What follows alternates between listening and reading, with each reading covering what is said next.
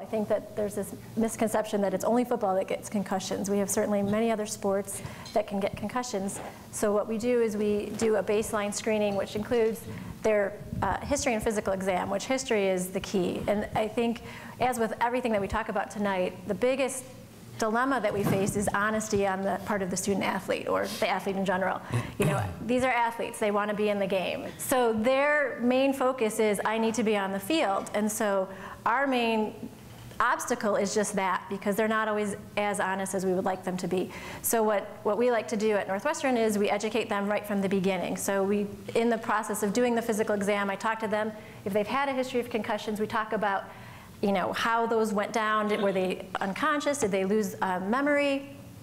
And we just get a sense of where they're coming to. And again, unfortunately, sometimes they don't tell us those things. So if they have a clean slate, that's what they start with us, and then later on we find out, well, actually I had 5 concussions in high school. So that can be a difficult problem.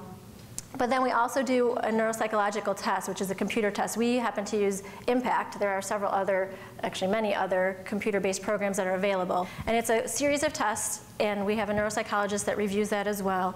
And so we have a baseline on all of our student athletes, so that in the event that they do sustain a concussion while they're at our institution, we can go back and compare what they look like after they've had their concussion to prior to their concussion. And that's helpful in determining if they're ready, because, like I said, we can't necessarily base it completely on what they're telling us.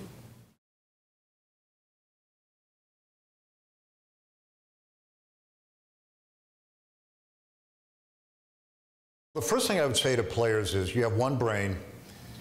My knees are wrecked. A lot of people's knees are wrecked. You go through life, there's some attrition. This just happens.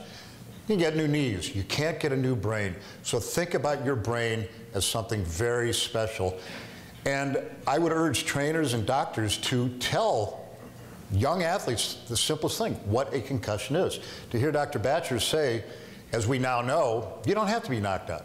You don't have to be that guy in the middle of the ring unconscious. You can be someone who may not even know it. And so it's kind of scary. If I have to self-diagnose myself with concussion, it's very difficult, because toughness does tie in with all that. And your head, as I always say, the problem with football, it's in the middle of your shoulders. What do you do?